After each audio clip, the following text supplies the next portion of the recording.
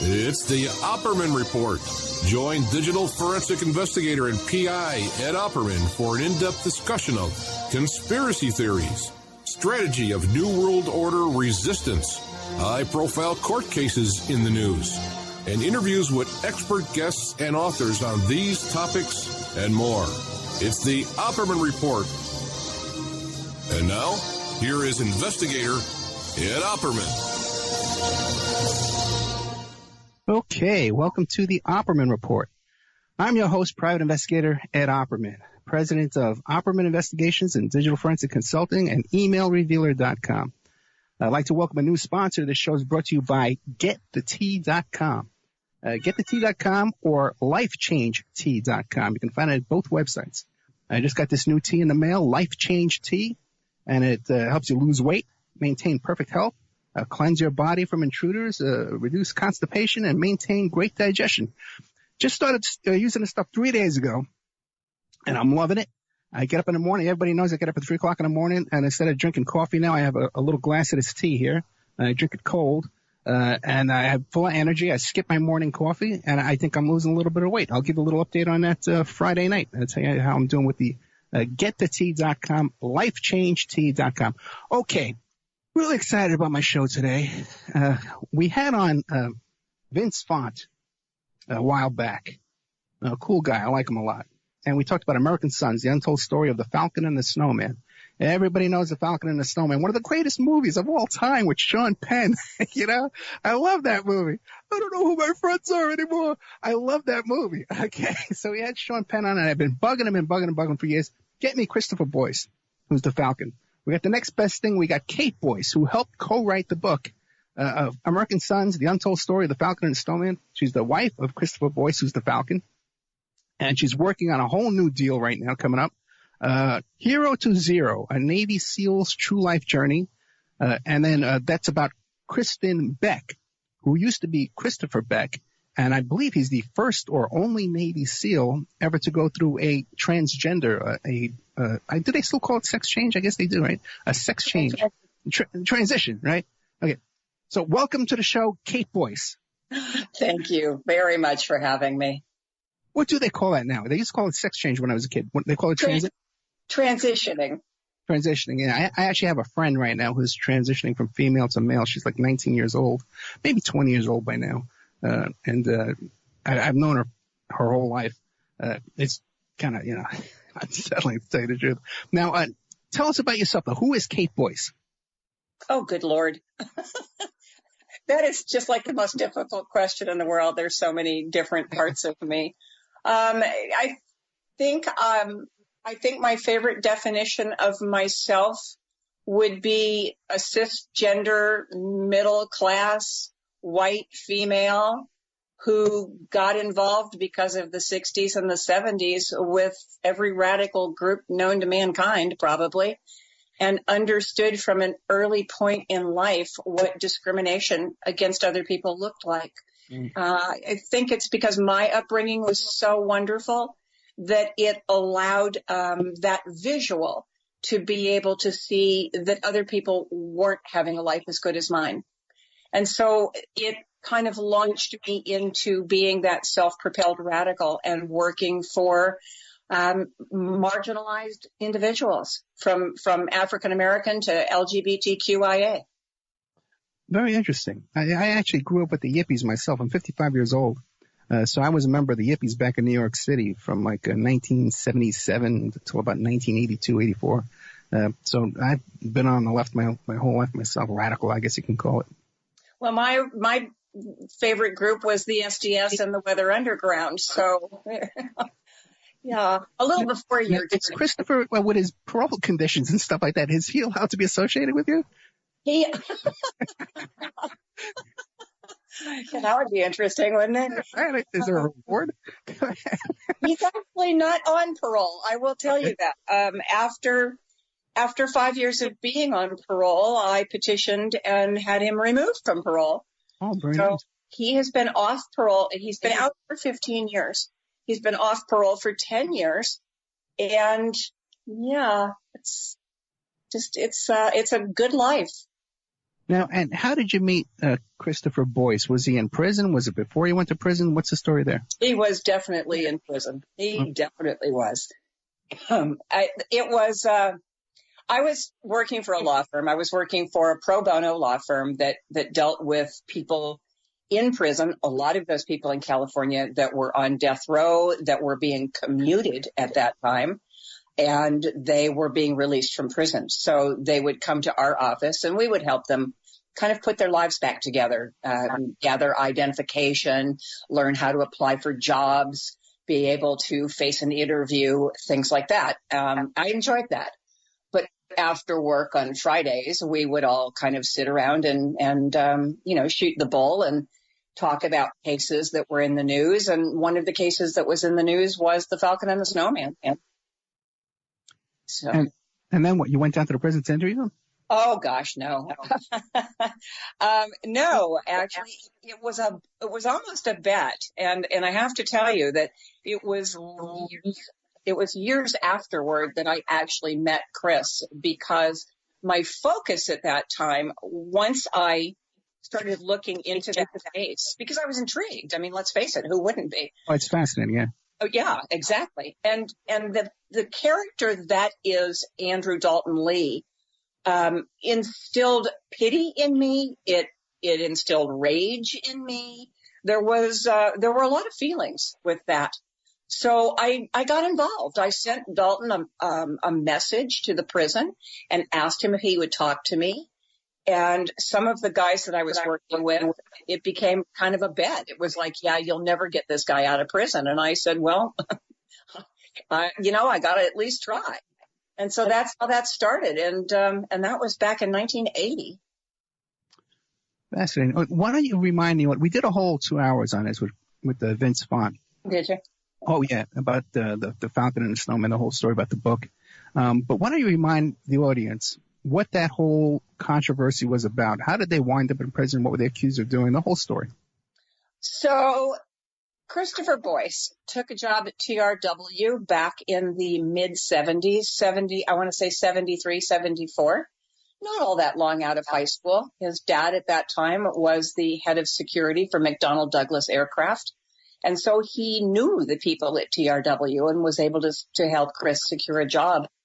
With little to no background investigation, they stuck this 20-year-old in the black vault, which was handling CIA documents and CIA secrets, which, I mean, I have to laugh at now. It's so preposterous.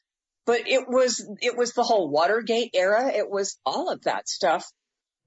Chris was fine with his job until one afternoon when a Twix came over that the CIA was interfering in Australian elections and trying to oust Gough Whitlam to put their own man in charge and in power. And it set him off. And I have to, I want to be fair about this. I mean, I'm married to the guy. I got him out of prison, but let's be really kind of fair about it. He went about it the wrong way. They both went about it the wrong way. They should never have taken secrets to the Russians. I personally would have done a Woodward and Bernstein and gone to the press. But as Chris said years later, he didn't really think anybody was going to listen to somebody of his particular age with no background. So, now, TRW, wasn't that like a credit reporting agency? Well, TRW, that's just one of a multitude of things that TRW does. TRW is, in fact, a credit reporting agency. TRW also is the manufacturer, the corporation that manufactures the seat belts for Volkswagen, Mercedes-Benz, and Volvo. TRW is also one of the nation's largest CIA black vault operatives. So TRW is in existence today? Under what name? Yes, it is, in Redondo Beach. Under what name, TRW? Under TRW, I believe. Do they still do credit reporting? No, right? I don't think they do credit reporting anymore. I think mostly they're doing CIA work. Now, that's fascinating. So that means that the TRW, this famous credit reporting agency, was working for the CIA. Well, I think they were CIA before they were actually credit reporting agencies. That's fascinating. I had to look into that because let me tell you something. There's only 3 major credit reporting agencies, and they're the only ones allowed to collect credit data and report it back. Everyone else who's a CRA needs to purchase it from them and resell it and then do the work for them, correct any errors. So it's just the racket that they got going on. These credit reporting agencies are just fascinating to begin with. And now that you tell me that it's a CIA operation is mind-blowing. It is a little bit mind-blowing when you think about it, because so you have TRW in Redondo Beach that actually had spy satellites on their facility. So it's a little touchy. If you do a quick Google search and just type in like TRW CIA, what comes up is the CIA web pages and all about Boyce's testimony. So that's the only time it's been leaked out is because of Boyce. Right. Oh, this is terrifying. I don't think I can handle it at 12 o'clock on a Thursday afternoon. Okay. Sorry to burst your bubble on that one, but everybody's watching us. Yeah, that's serious business. That's why Chris and I were so supportive of Edward Snowden. Yeah. Because it needed to be said that the NSA is listening to you. It needed to be said that the CIA is reading what you write. And in fairness, I'm not a conspiracy theorist. I'm kind of, I take things with a grain of salt and I do my own investigation work. But I will say I have no faith in the CIA and the NSA. Yeah. And I'm sure that they're having a great time with this conversation. Yeah, I'll use a fake name as we continue. Call me Joe. Oh boy. So now Chris said, and he comes up with this intercept, this transmission about the Australian election, but he couldn't. He was too smart to do this himself, to contact the Russians himself. So he had this drug smuggler friend who had to do it for him. Yeah, he made the worst mistake in his life. He brought Andrew Dalton Lee into it, and sadly, Dalton's life was his drug business. Dalton was not the popular kid in school, and I think that he Chris was his best friend, and Chris, to this day, and to Chris's credit, I will tell you, doesn't say anything negative about Dalton. He's, he will calmly say to me, "Hey, I loved the guy. He was my best friend." But I think that had it not been for Dalton, this probably wouldn't have ended up in a federal prison. Well, yeah, from the movie, yeah, you would get that impression. Yeah. Now, that whiny little part in the movie where Dalton's in the airport and he's like, I don't know who to trust. The one you just quoted. Yeah. So not Dalton Lee. Oh, really? Oh my gosh, no. Then give us an idea. What's he really like? Dalton was a member of the Young Republicans. He was a Nixon supporter during those twilight years, all those years ago. He is he's a very strong individual. I will give him that. He is a very strong individual. He has a brilliant mind, and he's just not this whiny, weaselly little portrayal by Sean Penn. And you say he was a Nixon supporter. No wonder he went into crime. Now, I also heard too, doing the research for the last show, was that actually Sean Penn hired him as an assistant, right? Yes, he did. After he got out of prison. He did, yes. Do you know what he was doing, how that went? Well, of course I know what he was doing. I was there. Yeah. He was just kind of a gopher. When you're in a halfway house, you have exactly 10 days after getting into the halfway house to get yourself a job of some sort. And they don't care whether it's working at McDonald's or, running as a CEO for a major corporation. You just need to be employed because 25% of your wages go to the halfway house. So Sean, after friends and family reached out, Sean said, well, heck, I'll just hire him and he can come to work for me and it'll solve that problem. Sean and I had actually a fairly decent relationship. He spent some time with me when they had decided to do the movie. And so he and I met in Redondo Beach and we talked for hours about the making of the Falcon and the Snowman. And what do you make of his politics? Well, I'm going to reserve judgment on Sean. Sean is Sean's own person, and he's comfortable in his skin, and that's what's important. I try not to judge people based on their politics. Okay. I do support his politics. They differ slightly from mine, and the way of going about them differs slightly from mine. But let's face it, I'm not in the middle of a movie screen, and I'm not the one that got an Academy Award and can stand up there and talk politics. I have to be the little person on the sidelines that just battles everything the hard way. Right. I find movie stars have it a little easier than we do. But do you think you have to compromise your principles in order to get to that position where you can stand on the Academy Awards stage and make announcements?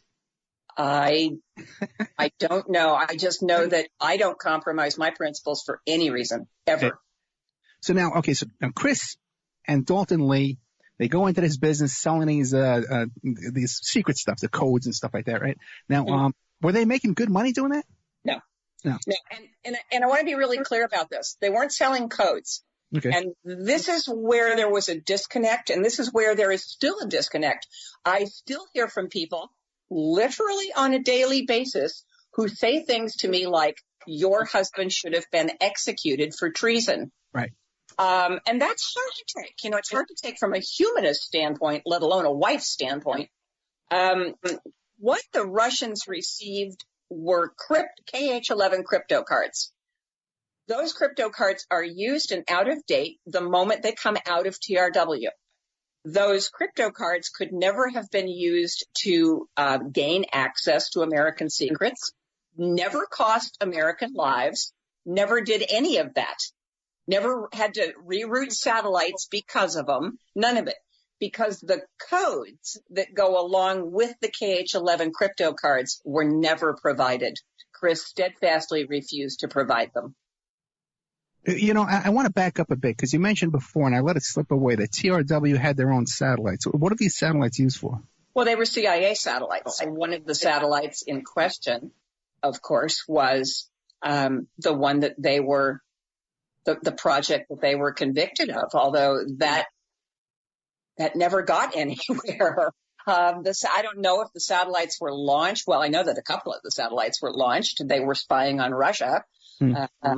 The Pyramider document, the Pyramider project, they said was designed so that we could actually see a cat walking on a roof in Soviet Union. And that was 40 years ago. So when you question Chris about the Pyramider project and what it was a black vault project. It was never meant to fly. It was in plans only. There was a scale model of the satellite that was built, and what that satellite actually would transpose to today in 2018 is an iPhone. Wow. That was the capability of that satellite. Wow. Okay. Now, what about all this stuff you see in the movie about Dalton Lee going to the Russian embassy and all these adventures over there in Mexico? Is all that accurate? Oh, it is, yes. Really? Yes, it is, sadly. The torture when they arrested him the torture in the movie does not begin to explain how bad the torture was in real life. That's when he was arrested in Mexico, and U.S. intelligence was down there too torturing him? I don't know that U.S. intelligence was torturing him. I know that U.S. intelligence was giving him drugs. He was a heroin addict by that time. He was taking large amounts of heroin. And the U.S. intelligence group and the State Department was trying to get him off heroin so that they could get him back across the border. And they were giving him a combination. Now, they deny this, and it's hard to deny this because I actually have the pill vials still all these years later. Wow. The U.S. group was giving him a combination of Meloril and one other medication to, quote unquote, withdraw him from heroin. And the combination of the two drugs actually had the same effect as the heroin. So it was a nightmare for Dalton Lee. And again, don't do the crime if you can't do the time. I understand that. But I think that the torturing of another human being is wrong under any circumstances. Yeah, absolutely. So now you're saying that when he was held in jail in Mexico on these charges, U.S. government was giving him drugs while he was there in jail in Mexico? I think they were trying to withdraw him from the heroin DTs or whatever heroin addicts go through. And they were giving him a combination of pills that had exactly the same effect as heroin. So needless to say, Dalton wasn't talking to anybody. Yeah, and I wonder if there's even a legal procedure to do that. Like, how do they have the authority? I don't know that they do have the authority. I mean, he's an American citizen, but he's an American citizen in a Mexican jail. Right. And pretty much the rule of thumb is that when you go into another country and you get arrested, there's very little that the American government can do for you. And that's an interesting fact because people think, well, I'll just go to the U.S. embassy or I'll just call the embassy. It doesn't work that way.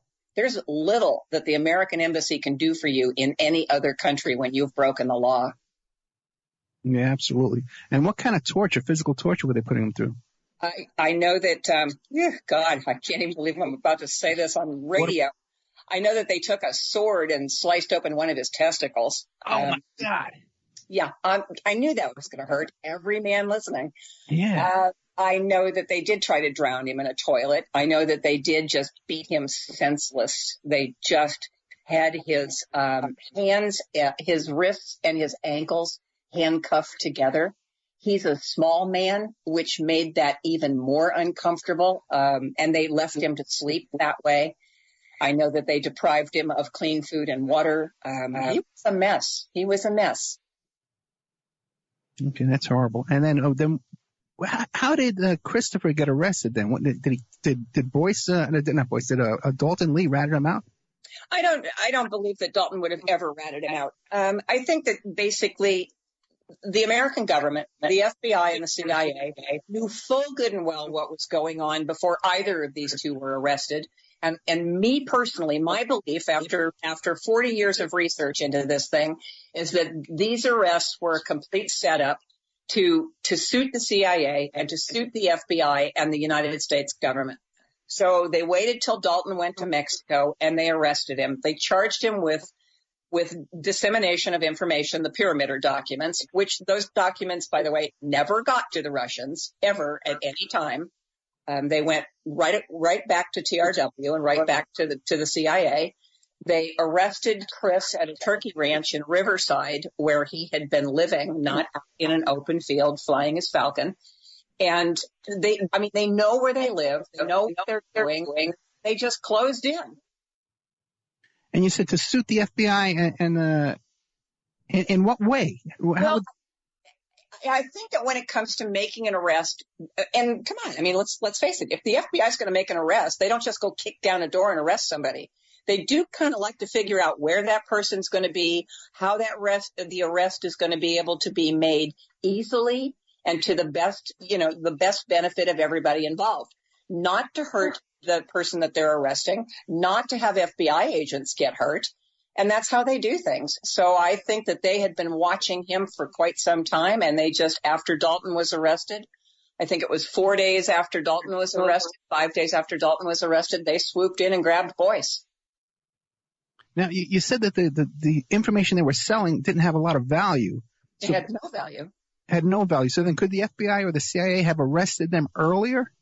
Oh, sure. They were stealing documents and removing them from TRW. So, yes, of course. They could have arrested them and charged them with that. But that never happened. Because they wanted to arrest them. Or maybe they weren't following up to see who they were selling it to with Russia. Well, that's quite possible. There were a lot of little tidbits that nobody could ever make sense of. Oh, let's hear those. Well, if you followed the trial, there were parts of the trial that had to go in camera because they were so top secret that it couldn't be testified to in open court. So I've always been I have all the trial transcripts. So I was always very curious about some of the stuff that was held in camera. One of the interesting things that happened during the trial is that the FBI fingerprint experts came forward and explained that they had found Andrew Dalton Lee's fingerprint inside of the safe in the Black Vault. Right. He had never been Vince to TRW. Vince told me that. Vince told me that. It's fine. Right. How did that happen? That's the point. He had never in his life been in TRW. He had never been to Chris's workplace, had never even been on the grounds at TRW. And yet there's a fingerprint? Yeah, I forgot about that. Yeah. That always stuck with me. And that was one of the things that bothered me greatly about Andrew Dalton Lee's conviction. I think that Dalton, I think Dalton actually got convicted mostly just because he was stupid. I think they were out looking for Chris. I think that was the connection they wanted. What other little things made no sense? Anything else? Oh my gosh. Yeah, I guess what never made sense to me was the fact that they were charged with stealing the Pyramider documents and transporting the Pyramider documents to the Russians. Well, the Russians never got the Pyramider documents. And I don't know if Vince told you this little fact, but I'm going to tell you how crucial the Pyramider documents were. Okay. Andrew Dalton Lee served 20 years in prison for the Pyramider documents. Christopher Boyce spent 25 years in prison. He got a 40-year sentence. Dalton got a life sentence. The Pyramider documents during the trial were so sensitive that the CIA moved a giant safe into Kenny Kahn's office, Dalton's attorney. And the Pyramider documents resided in that safe. Every morning, 2 CIA agents would come with the aluminum briefcase, handcuffed to their arm. They would put the documents in there and they would take them to court. The documents were never released during any of the court hearings, and they were held in camera only for the judge's eyes. Got all that? Yeah. After the trial, the CIA came and they moved out the safe. After the boys had been convicted, they moved out the safe. When they moved out the safe, they left Pyramider documents still listed as eyes only, beyond top secret. They were eyes only. Left them sitting in the middle of the floor of the attorney's office. Accidentally or on purpose? I guess on purpose. Oh, my God. It's just unexplainable. Those documents, and I check this frequently, those documents have never been declassified. But the lawyer still has them in his possession. No, the lawyer doesn't have them. Destroyed them? Gave them to you. I can't say where they are because it would be a federal crime. We don't need any more problems. No. I don't need to go to prison for espionage. Yeah. No, because you don't have someone on the outside to help you get out. Now, what about them? So they actually went to trial. There was a trial. They put up a defense. Yeah. What was their defense? Andrew Dalton Lee's defense? Well, Andrew Dalton Lee's defense was to blame it all on Chris. Oh, no. And Chris's defense was to blame it all on, everybody else and Andrew Dalton Lee. So basically, the other guy did it. Yeah. I think Chris felt that he was backed into a corner. You have a father that's a former FBI agent and the head of security at McDonnell Douglas and has multitudes of CIA contacts. And I think it was just so overwhelming for him. But I think in his heart, Chris always expected to be caught, always expected to be punished. All right. I think it wasn't a surprise to him. Now, just to clarify again, a lot of people think when you see the end of the movie, you think that these guys got the death penalty for treason, but they weren't charged with treason. What were they charged with again? They were charged with violation of the espionage laws, and espionage is not a death penalty offense. Right. So, and they each one got 20 years, the other one got 25 years. No. Andrew Dalton Lee received a sentence, which at the federal level is minimum 10, maximum 30. And Christopher Boyce received a 40-year sentence and then added on to that with bank robberies and escape. Right. Now, when I did the last show, I got a whole bunch of messages saying that Christopher Boyce received special treatment while he was in prison. Like he was housed in a gym or something. What do you know about that? Huh? Received special treatment? Yeah. I wonder what that defines out as, or what would that look like? Well, that he was housed in a gym. He wasn't housed in a regular cell like the other inmates. Absolutely untrue. Untrue. Okay, because that's out there. You've heard that before, right? I haven't heard that before, interestingly enough.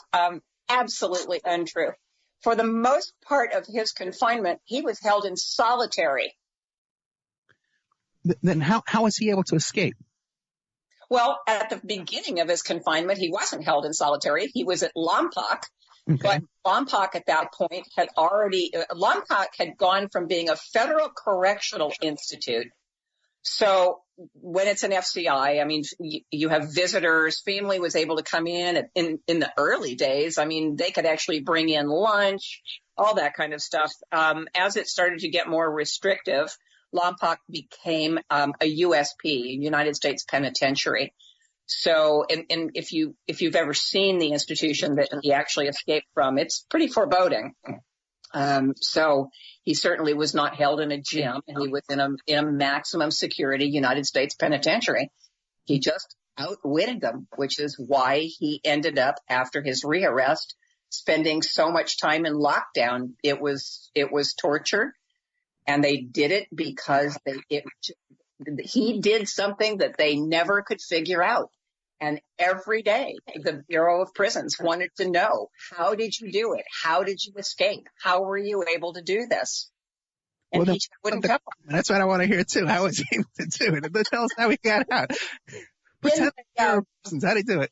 In our book, yeah, there is actually a diagram, okay, along with photographs that were taken by another inmate of Chris at all of the little areas where the United States Bureau of Prisons defenses were down. Chris has a very militaristic mindset. I don't think that there's a military history book that he doesn't know or hasn't read. He knows every battle from the Civil War on, and that's how he plots things out. He's very careful. And so that's what he did. He didn't just jump in to try to do something. Okay, but that brings up a good question, too, because now he never served in the military, did he? Or did Dalton Lee? No, neither. Now, how come? Wasn't there a draft at that time? There was a draft at that time. But you're talking about two kids who were fresh out of high school. Okay.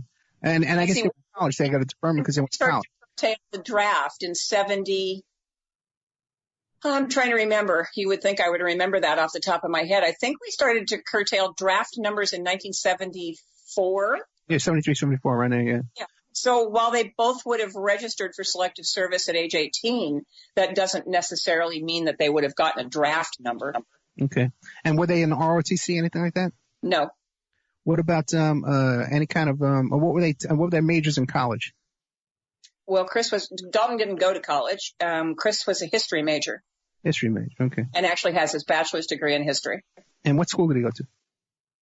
He graduated from Hamline University in Minnesota. Hamline in Minnesota, okay. All right. Now, back to this escape. Did he have help? Did you know him around the time of the escape? No, I swear to God, I didn't. I want to get that reward. I know, yeah, right. He was, I will tell you, there was a fortunate streak here. One of the inmates that Chris did time with was a gentleman named Calvin Robinson. And Calvin Robinson helped protect Chris because, I mean, Chris was a little white boy in prison in his early 20s, and there were people gunning for him.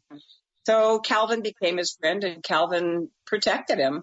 Calvin, years later, went on to be fairly well known for having like 340 tons of pot under the Golden Gate Bridge, and was rearrested in 1983.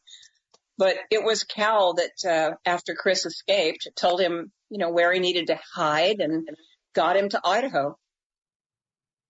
So you didn't explain to us exactly. He was able to breach a wall and go through a ditch or something like that. Wasn't there like a ditch he rolled through, something like that?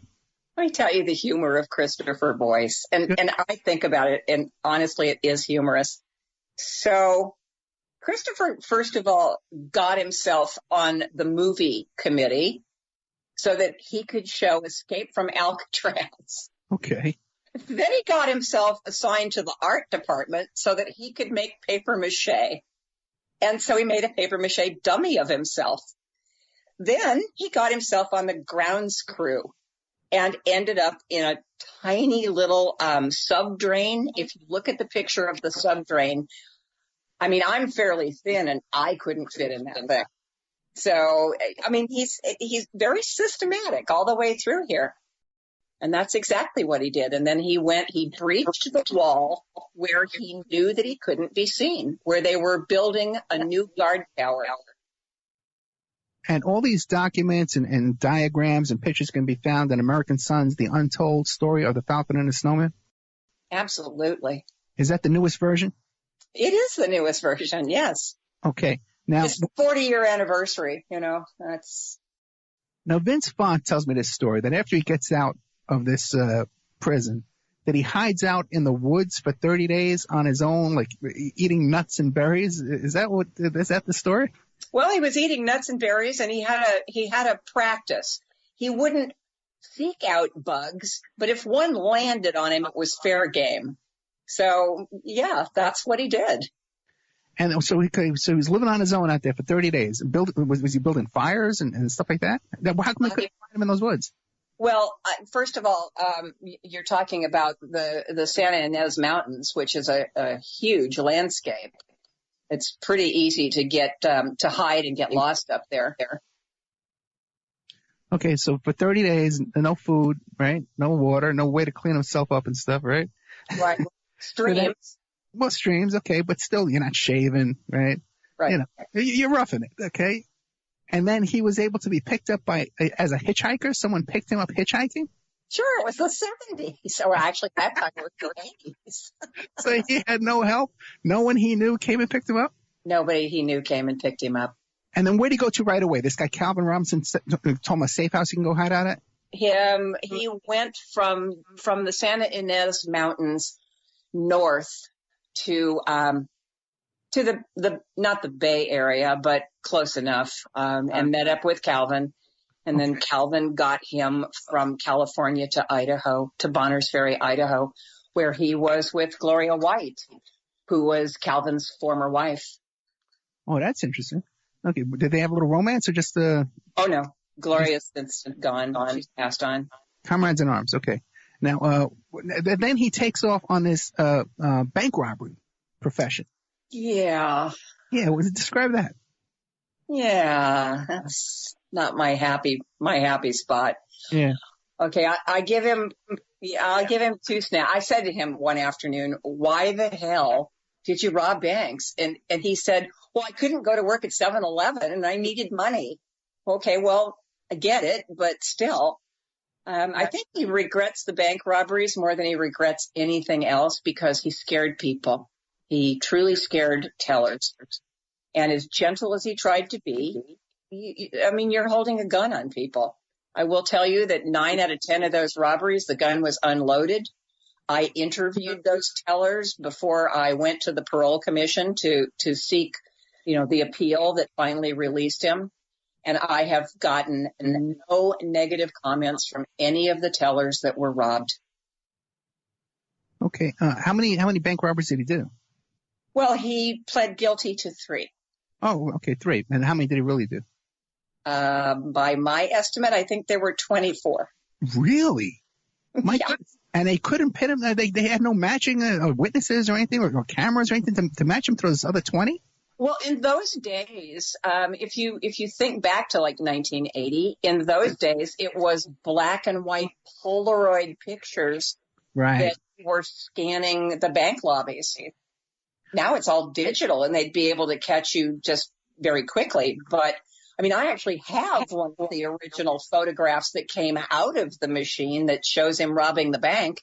And the photo is so grainy and so bad, I'm surprised anybody could find. I wouldn't have noticed him if he was standing next to me.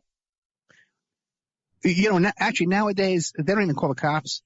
Yeah. They just hand over the money now because they don't keep such a little amount of money in the drawer. Right. They just, maybe that's just here in Vegas, but that's what they do here in this neighborhood. I know for a fact that they just hand over the money, and no alarms, no nothing. The average bank robbery in the United States takes a haul of $700 or less. That's right. As a mandatory minimum sentence of 25 years. I don't know about you, but I got better things to do with 25 years. Yeah, and I hear you. Now also too. What year did the movie come out? The movie came out in 84. Okay, so 84. And when did he get caught and recaptured? He was recaptured in August of 81. He escaped in January. He escaped January 20th, 1980. Was recaptured August 21st, 1981. I can't believe I remembered those dates. Now that's interesting. Now how come? Because the story's much more interesting. When you think the guy gets out, he breaks out of prison, he's robbing banks. Why didn't they include that in the movie?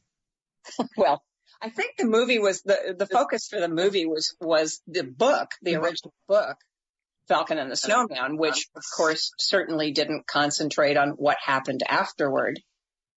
Yeah, but you think, they could have wrote another chapter on the book and re-released it, and then I guess maybe they purchased the rights or whatever. Right. Okay. How did he get recaptured? He was turned in. Oh, really? Who turned him in? Yeah, he was turned in. The gentleman that he was robbing banks with that were kind of co-conspirators in the bank robbery were a couple of brothers, and they, in fact, turned him in for the $50,000 reward. Well, then, in turn, didn't he turn them in for the bank robbers? No. No. So they're still out there running around? Well, one of them's on death row in Idaho for killing a cop. So they weren't the nicest people on the planet. I had a great friend, Denny Barron, who was a United States Marshal. He was the supervising marshal in the Seattle office. And he was actually the one that captured Christopher Boyce. And he and I met years after that. But I liked Denny. And he said that had they not been turned in, or had Boyce not been turned in, they probably would never have found him. Mm. They were sitting in Port Angeles, Washington, which is a tiny little town.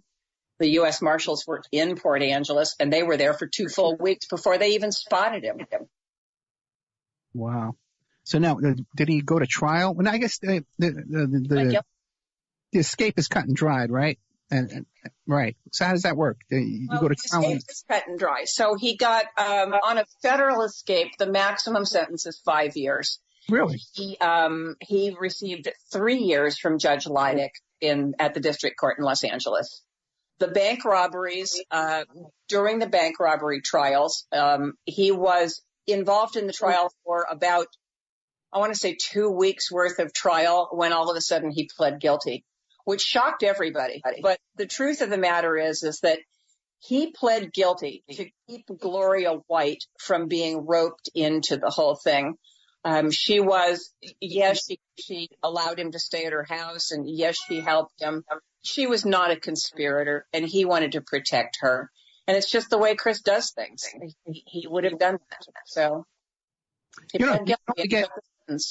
If you're only going to get another 5 years for escape, it's foolish not to try, right? Well, that's my feeling, but, there's an awful lot of inmates who die trying. Yeah, that's true too, yeah. If you look at the history of escapes from Lompoc Penitentiary, the escape just prior to Boyce was Leonard Peltier. Oh, really? And Leonard lasted all of 4.5 days on escape status. Yeah, I interviewed his son. Yeah, I worked on the defense team for a while, but they don't listen really well, and he becomes a martyr for people that want him to be there, and that's the end of that. Yeah, it's heartbreaking. We had petitions trying to get him out before Obama left office, because now there's no hope. There's no way we can get a pardon or any kind of. Well, there's a way to get him out, but nobody wants to hear it. So, real quick, how do you get him out? Well, the way you get him out is not to make it front and center at every single one of his parole hearings. He's an outlaw prisoner, so he has a parole hearing every 24 months. So what routinely happens is American Indian movement and all of his supporters get out there in the parking lot and they start calling CNN and the news services, and it goes on the wire. And this is ridiculous. This is not what the Parole Commission wants to see. What they want to see is what I like to call the mea culpa, the act of contrition, which is exactly why Chris and Dalton are out and why Calvin Robinson's being released soon. There's a right way and a wrong way to do a parole hearing, and the American Indian movement has been served by having Leonard Peltier in prison. Right. Yeah, I can hear what you're saying there, Now, this is about the time after Christopher Boyce is convicted on these extra charges, bank robbery and stuff. They put him back. This is about the time you get in touch with him? I was in touch with Dalton. And there was a moment in Dalton's life where he thought that I was aligned with Christopher Boyce. Talk about paranoia. But, that's just the way he thought. I spoke to Chris for the first time in 1981, not all that long after he was rearrested, when they got him to Marion Federal Penitentiary, or after he was stabbed. That's when he and I became people who know each other. That's the best way to put it. Okay, that's when you became acquainted. Yeah. Not on your first date, right? Well, when did the romance start? Let's get into that. Well, I think the romance started for Chris in the very beginning, but it didn't start for me. I never intended to get married, so it came as a complete shock to me as I was standing there and saying, I do. Yeah, he has a way about him. He's very convincing. He figured that from the very beginning, if I got him out of prison, we were going to live happily ever after. I guess he was right, though, right? Well, here we are 15 years later. We're still married. Yeah, it seems like you have a nice life, too. It's telling me off the air. You got the chickens and the snakes and the birds and, the whole factory going on there. Right? The 5 dogs, It seems like you guys are happy up there in a nice part of the country, that's for sure. So how'd you get him out? Have a good life, yeah. Yeah. How'd you get him out? How did I get him out? Well, I got Dalton out first. Okay. There was no way that Chris was going to get out unless I could get Dalton out, because Dalton had a life sentence. So it took me 20 years to get Dalton out. And the way that I finally got Dalton out was to go to Judge Kelleher. Dalton had made a name for himself in prison. He was the first federal prisoner in the history of the Bureau of Prisons to take and pass a certified dental technician course that was being offered at the prison. Wow. So they were using him through varying federal prisons to do the dental work. He was very talented. He was very smart.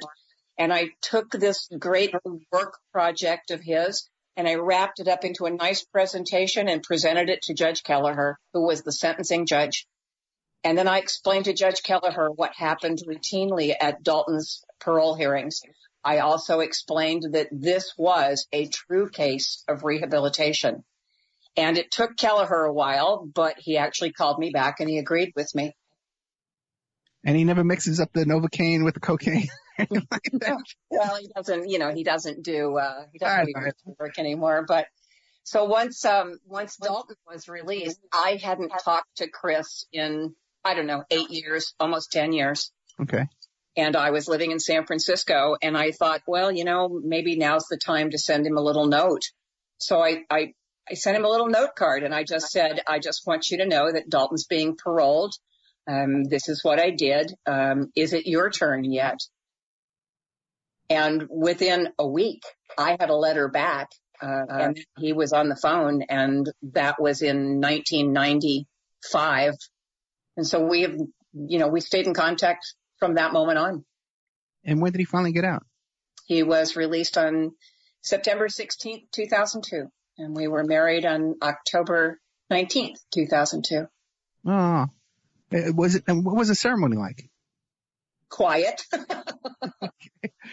Quiet and hidden. It was the first time in 25 years that he'd seen most of his siblings. Wow. And so it was a very emotional day. My family was there. His family was there. We had about 68 friends and family. Our friend Pat Miller who is kind of the guy who invented motion capture and all that, has a great home in Occidental, California. And we were married in his front yard in a stand of redwoods in front of a little stream. We've only got about 5 more minutes to talk about American Sons, the untold story of the Falcon and the Snowman. And then we're going to come back and we're going to be joined by Kristin Beck, who's a former Navy SEAL, Hero to Zero, Navy SEAL's true life journey. What is your life like? Does Christopher work? Is he able to work? He and David Lee, who is Dalton Lee's brother, have a business in Oregon. They did flip houses for a while, and they have property now, and they're running another business, and he's very successful. And David Lee, he knew him his whole life back when they were kids and stuff too? Absolutely. Older brother or younger brother of younger. That's fascinating. Isn't that fascinating? It is. You know, that he would be friends with the kid, younger brother of the guy's partner in his big ass. Now, are they allowed to talk to each other? Probably not, right? No, there's no rules. No, they are. They're neither. Nobody's on parole, so those parole laws go out the window. But Chris and Dalton have no contact. And for just they're not interested or hard feelings. I think that's Dalton's choice. Oh, really? Yeah. Any idea why? Well, you know, sometimes you need to be right. And what about Dalton now? What does he do for a living? I don't know. Really? Now, you know what? You're right. Because I remember when I first decided I wanted to do a show about this, there was no contact for him for anything. But I found Vince fun fairly easily. And I was able to get a hold of him. I haven't spoken to Dalton since 1999. Well, I hope he's doing well. It was a great. So after 20 years of being best friends, I haven't spoken to him since 1999, and that's hard. You're the one that got him out. Why would he be mad at you? Well, I married Chris. That didn't help. Really? Oh, come on. You got to forgive that. Yeah. Well, we're toward the end of the story here. What do you want to leave us with in all this? The saving grace in my book, I mean, when people ask me about American Sons and how did that feel, it was very cathartic because I'd spent so much of my life working for these two. But the takeaway from that book that I hope that people see is redemption, rehabilitation, and hope, just hope. As any reader of the book knows, I went through my own journey during the period of time that I was walking the path with these two, and that was being diagnosed with stage 3B cancer and being told I was terminal. Oh my God. Yeah. But you know, you just, I think that not giving up and just moving on a path to what I believed was helping other human beings. I think it saved me, it saved them, and I think that's always my takeaway from American Sons is just that positive energy and that commitment to another human being for no reason other than they just deserved it. I can identify with that. I hear you. But what is going on now with your health? Are you okay?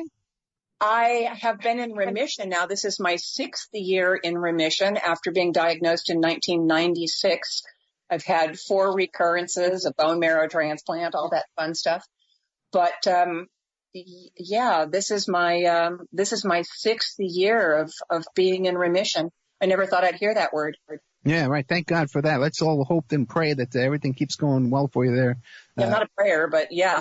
I know. I'm a prayer. We'll pray for you. Don't worry. My audience prays, man. We like to pray over here. Oh, my goodness. Well, thank God for that. Thank God you're with us. And how's the relationship with you marry someone out of prison? How's the ups and downs with that? How's that go? Oh, my God. Well, it's not that you marry somebody out of prison.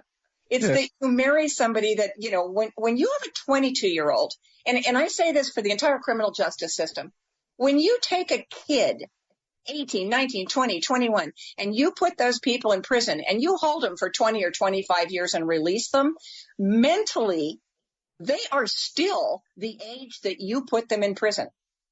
Exactly. So while Chris turned 65 last Friday, somewhere in there is still a 22-year-old who is just, you know, bouncing off the walls.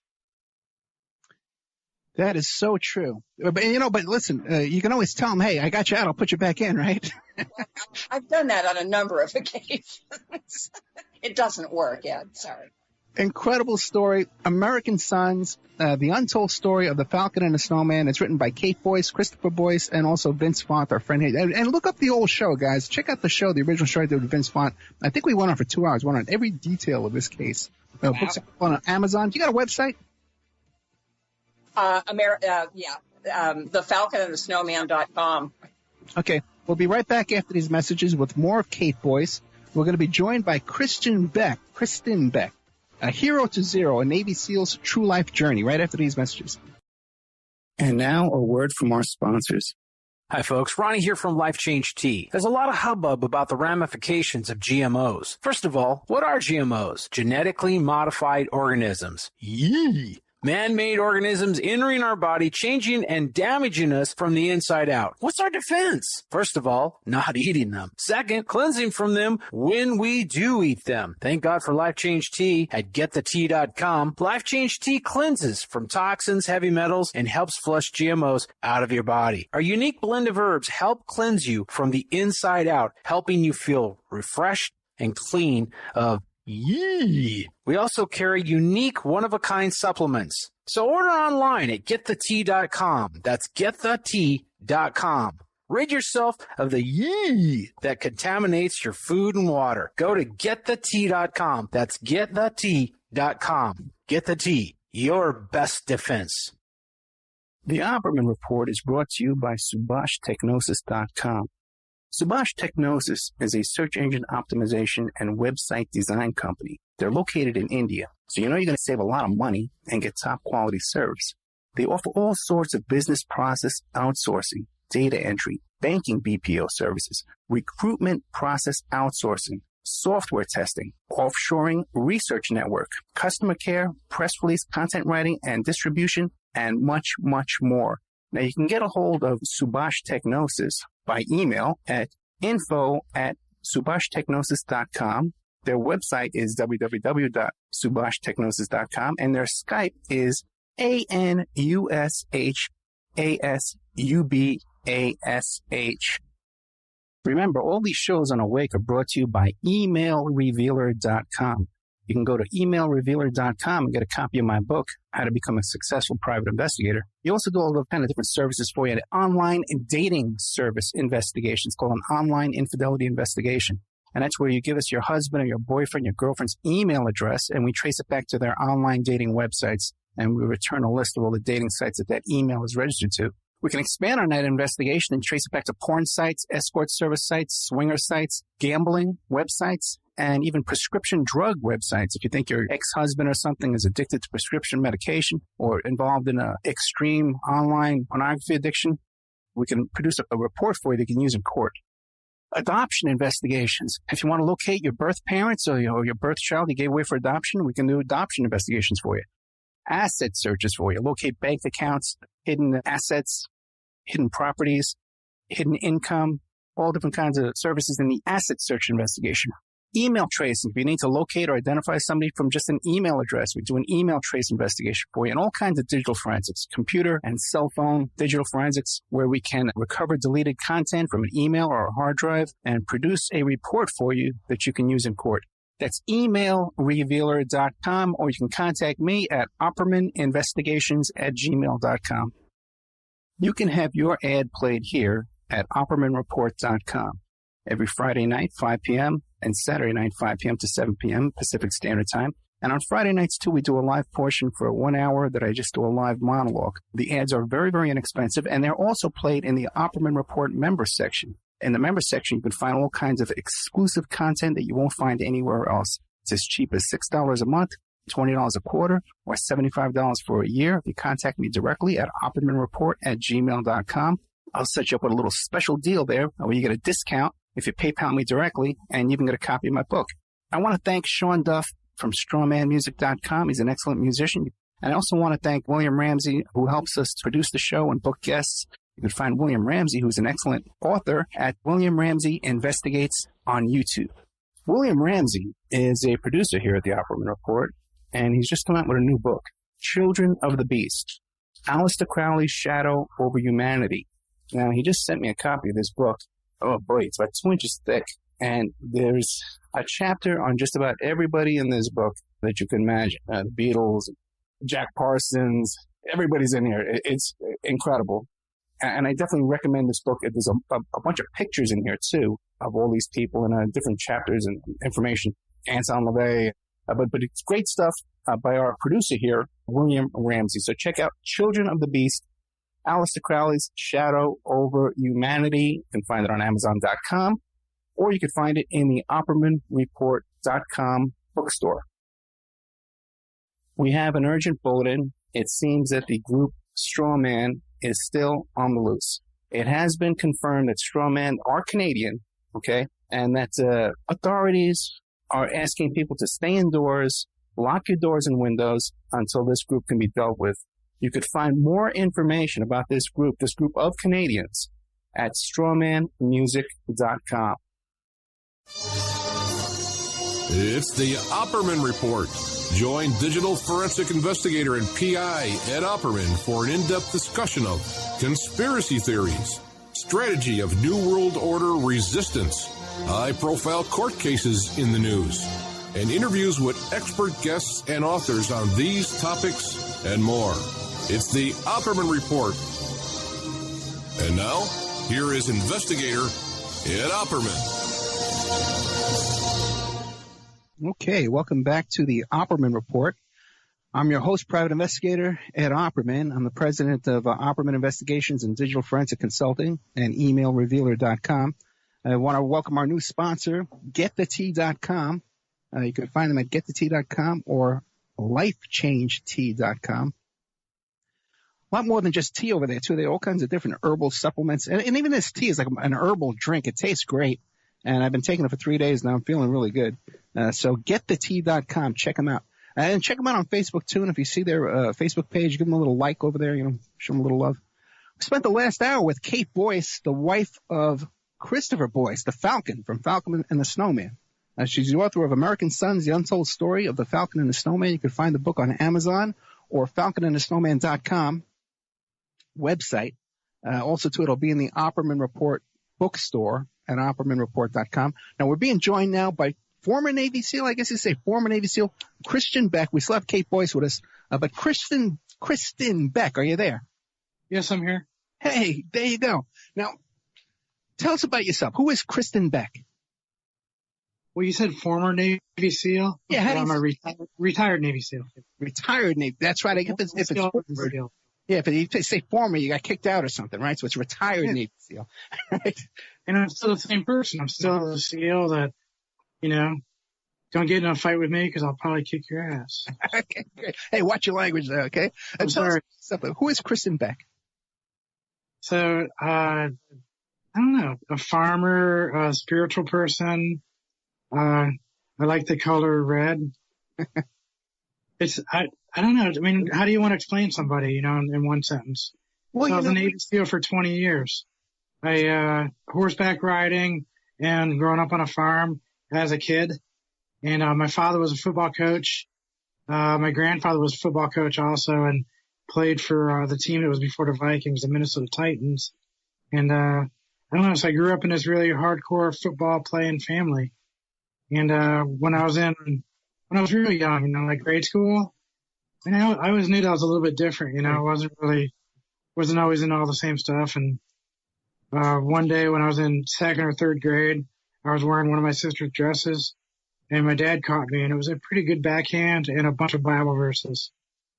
So at that point, I pretty much closed it all up and just said, okay, well, I guess that's what the Bible told me to hate myself. So I pretty much from that point on bottled up and hated myself. Oh, that's terrible. Is that like your earliest memory of all this? Yeah, it pretty much is. Oh, that's horrible. So then, but it's a confusing thing. I mean, the thing is, I've learned over the years, I've talked to tons of kids and people about this stuff. It's like, as a young child, you know who you are. You can look at yourself in the mirror. What's that? No, I didn't say anything. Oh, so it's just one of those things that kids are pretty smart, you know. I mean, they know. And they know what hate is, and they know who they are. They know what identity is. And I just think that, as adults and as leaders in the community, that's who we look up to. And we see them doing certain things, and we try to imitate, you know, what the adults are doing, what the leaders are doing. We try to do the best we can so that the leaders and the adults and your parents are proud of you, you know, and so we get told who we are, and sometimes it doesn't always really match up. And when it doesn't match up, it's really confusing. So that's pretty much where I grew up. And I know I've spoken with Cait about this a lot, and she's a leader in PFLAG, which is Parents of Lesbian and Gay. It's a really good group, and we've spoken about it at length. And I just think we need more examples. We need more role models. We need to have more open minds and listen to the kids a little bit more. It never happened to me. Yeah, you talk about how it's confusing, you know, for you. And I was mentioning earlier in the show, I got a really good friend who's doing this right now. I've known her from like 18 years old. I guess she's like 21, something like that now. And she's transitioning into a male. And it's confusing for me, too, because I've always known her by one name. I've always known her to look one way, to act one way. And then, you know, now she's taking testosterone, you know, and she's a man. She looks like a man, you know. She's you know, she's manly, you know, and it's confusing. It's off-putting. It's disturbing. It's confusing to me, you know, to see this and for my mind to register in my mind to see this. Well, think about it from his point of view. I can imagine. So he's been growing up his whole life like this, trying to balance or trying to make everyone happy except himself, which is pretty much the same point that I was that I was working so hard to try to make everyone around me accept me for something that I wasn't, and making everybody else happy and doing everything for everybody else. And so I never did anything for myself. So it's not easy. And so the confusion that you're facing, just trying to see him for who he really is and not the girl that you once knew, is torment for him. You know what I mean? I do know what you mean. And all this is outlined in the book that's coming out, Hero to Zero, a Navy SEAL's true life journey. And this is the subject of the book is Kristin Beck, and Cait Boyce is the author of the book. Now, do you think that maybe when you were a kid and you got busted in the dress like that, you know, that you're overcompensated, and that's what caused you to become this big, rough, tough football player and going into the Navy SEALs? No. I mean, I was always that person. And so, I mean, I know a lot of rough, tough, you know, females, and I know a lot of, you know, I mean, right now we're putting words that apply gender to it. So for you to be rough and tough, you have to be male. You know? That was my dog. Right. So we do this constantly. We're always adding gender, you know, pronouns and things to, I don't know, somebody just pulled up. So to these words. And Cait, you want me to talk to her for a second? We thought Cait had the problem with the dogs. Cait has 5 dogs, man. You only got 1 dog? All right, go ahead, Cait. Service dog, though. Oh, okay. So, Cait, how did you two come in contact with each other? We actually met through a mutual friend who did the first interview when American Sons came out, John Aberle, who does a syndicated show out of Philadelphia. And in talking to John, I mean, he did a 3-way interview with Vince and Chris and me. It was one of the few interviews that Chris ever gave. And in talking to John one afternoon, I was explaining my role at PFLAG here in Central Oregon. I'm the president of Central Oregon PFLAG, which is Parents, Friends, and Families of Lesbians and Gays. It's the largest and the oldest LGBTQIA organization in the country, having been founded in 1972. And so John and I were talking about that, and I had already seen the movie Lady Valor, and John said, oh my gosh, one of my closest friends is Kristin Beck. And so, you know, it just kind of, things happen. It was pretty amazing. So Lady Valor is a movie about Kristin Beck? Lady Valor is a movie that CNN did with the help of Kristin. And, you know, we all have to remember that Kristin actually came out after retirement from Navy SEALs on the Anderson Cooper 360 show. That's some bravery. Oh, really? Well, describe that. What was it? What happened there? Well, I'm going to let Kristin describe that to you. But it was, I watched that interview and I watched that movie, and I have to tell you that I still, and I think it's because my heart just hurts when I see that level of pain. One of the hardest things in the transgender community, which you just touched on, is misidentification. Mm. So when you misidentify people, yes, you knew that person as a little girl, but that's not a little girl anymore. And gender identity is crucial to all of these kids. Is Kristin back yet? Yes. Yeah, I'm back. I'm sorry. I bet you're driving to the pound with the dog over there. Okay. So, what do you tell us about your career in the Navy? Tell us about Anderson Cooper and coming out on Anderson Cooper. What happened there? Okay. Well, Anderson Cooper is awesome. So he's one of the nicest guys I've ever met. So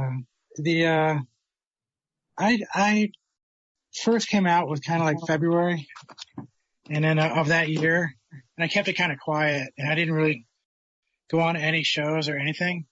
And then an unfortunate book came out, and then everybody started calling and trying to get hold of it, and I refused to go on any TV shows or any radio shows or anything for about 3 days. And I kept having people knock on the door and calling me constantly. So I finally said yes. And I said yes to only one show. It was Anderson Cooper.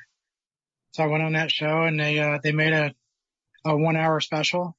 And then I got called by CNN about a month later, and CNN Films, they said that there's a lot more to the story, and they wanted to make a documentary about that. And so then that's how the documentary started. And that's what Cait was talking about a little bit ago. Was Lady Valor, was a documentary about me. Okay, but a lot of people transition from male to female, but you're the only Navy SEAL to ever do this. As far as you know, yes. That's so true too, right? Who knows, right? I mean, that's probably like a really good point also, just to make clear, is that there's going to be people that you work with every day, and there's people that you're working right next to. You don't know. I mean, it's not something that has to really be talked about. You know what I mean? No, you're absolutely right, because a year ago we just moved. We moved and we hired a mover. And later on, I found out that it was I thought it was a man. Yeah, it was a man. And later on, we found out he had transitioned from a woman to a man. And so I had no idea. Just looking at the guy, I had no idea. So it could be. He's just some dude that was working with you as a mover. Yeah, he did a great job. The thing is, in the end, it doesn't really matter.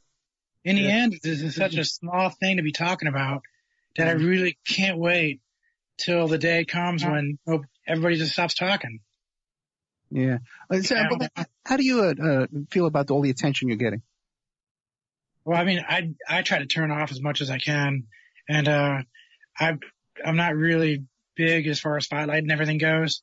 I don't really like it, and as a Navy SEAL especially, I don't like it. But I accept the fact that sometimes people have to talk about this, and especially for the younger generation.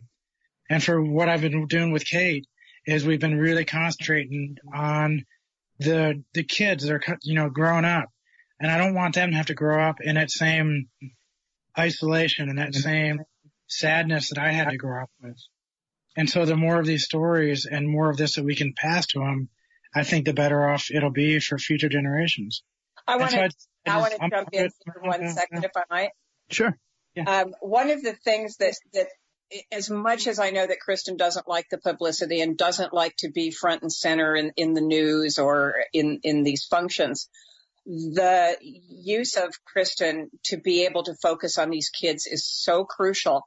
One of the reasons that she and I got together is that I came to her to let her know that in my little area in Central Oregon, we have had in a year 10 suicides. This is an epidemic. And this is what's happening in the teenage transgender community nationwide. There are suicides. There is bullying. There are 40% homeless rate are LGBTQIA kids. So being able to have Kristin as that shining example, to me, it's worth anything that you have to go through. It's worth a little less of your privacy in order to help these kids accept their life and to be able to move forward. And that's the biggest point, is that I think that the kids growing up, they need to see, the goods and the bads. And the fact is my life has not been that great. I've had a lot of, ups and downs, and it's been a roller coaster. And I'm here now, and everything is pretty good. And I'm married to a great wife, and we live on this farm with a couple of horses and cattle and my dogs that you heard earlier. But I mean, no matter how bad it's ever been and how bad that roller coaster gets, there's going to always be those good times, and you just have to look forward to that. And I think that's what they have to understand is, especially as a high schooler, man, I know what it's like to be bullied, and I know what it's like to be beaten up, not very often because I was skill. But I mean, I'm going to try to find as much humor as I can in this at all. But no matter how much the bullying is or how bad it is, man, I'll tell you what, you're going to have some good times and things are going to get better, and just hang on. And that's what I want the message to be, is that just hang on. High school is not forever. You got another couple of years. Just keep on going. And there's people like me, and there's people like Cait, and there's hundreds and thousands of other people out there that will love you for who you are. So grow up, get out of your town, move to Palm Springs is an amazing little city. And I've been in so many really cool places and met so many great people. So just get through it, finish high school, get your degree, and then the world's your oyster. There's going to be some cool stuff happening. Yeah, that's what I'm trying to. My daughter's 17. As a matter of fact, the audience, I talk about her all the time. She just passed her AP presentation. So this goes on. She's going to be an AP capstone thing till junior year and senior year. It's a big deal. Just gave her a presentation today. But I try and tell her, she's going through some drama right now, boyfriend stuff, try and focus on your future and yourself and stuff. But back to your childhood in high school and before that. What was that like with your dating life? Did you date? What was going on? Nah, I mean, I was kind of isolated. I isolated myself. So I would look at myself in a mirror and I didn't like anything. I never thought that I was handsome or pretty or anything. So all the adjectives I had for myself and how I would describe myself was ugly and a loner and like not worthy of anything. And so how could I couldn't have a relationship. And so I didn't, I didn't date. I didn't do anything, and I was actually a virgin until I was about 22 years old. How about just friends and stuff like that? What's that? Just what? Yeah, friends, just regular friends. Oh yeah. I had a few friends, but I mean, even that, I mean, my friends were books. I lived in the attic for a while and just read a lot of books. And I mean, it sounds like a terrible story, but it wasn't that bad. I mean, you figure out how to survive, You just figure out the best way for you to cope with what's going on and then do the best you can. So I had a few friends here and there. And as I look back and I see that I was doing most of it to myself, I see that the way I looked at myself in the mirror, because it didn't really match up, I made myself an isolationist. I mean, the worst thing you can do is to not accept yourself for who you are. So when you look in a mirror, you have to see that person that you are is a good person.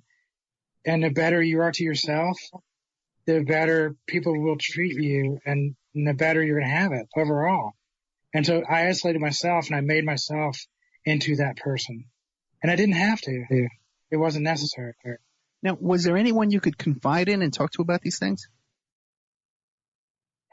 I don't know. This is like the 1970s. Oh, okay. So, I thought you were younger. I'm old. I know I'm old. Sorry.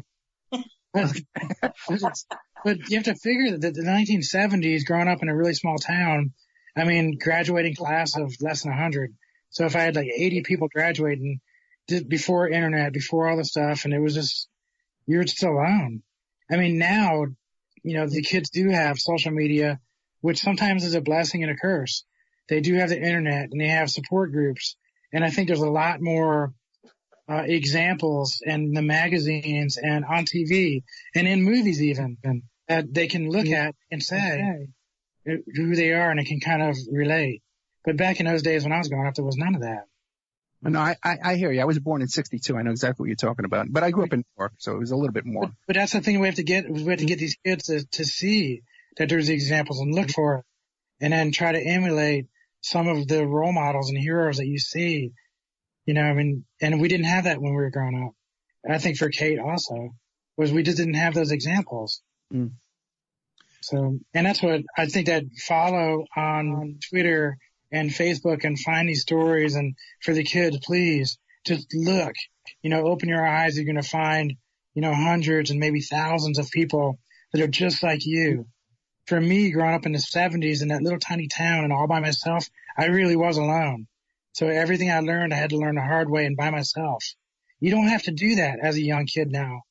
As you're growing up, and even as an adult, you're not alone, and you can find others just like you very, very easily. And that's what I implore. Just look around, open your eyes, and you're going to find hundreds of people exactly like you, and they're your friends, and they'll be your support. What inspired you to join the military? Well, as I'm talking about my life, you saw how I was growing up as a kid. And so I got bullied a little bit, but I also used to beat up a lot of bullies. Mm. And so I felt that was kind of like my calling. I was a really good bully fighter. And so going in the military just seemed like the natural thing to do.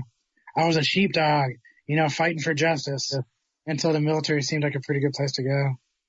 So I enlisted and went into the SEAL teams. Yeah, that's intense training, right? Yes, it is. When they talk about SEAL team training, it's 6 months of just everyday torture. It's running and swimming. Kristin, tell them about the boat on the shoulders thing, because I don't think people realize it.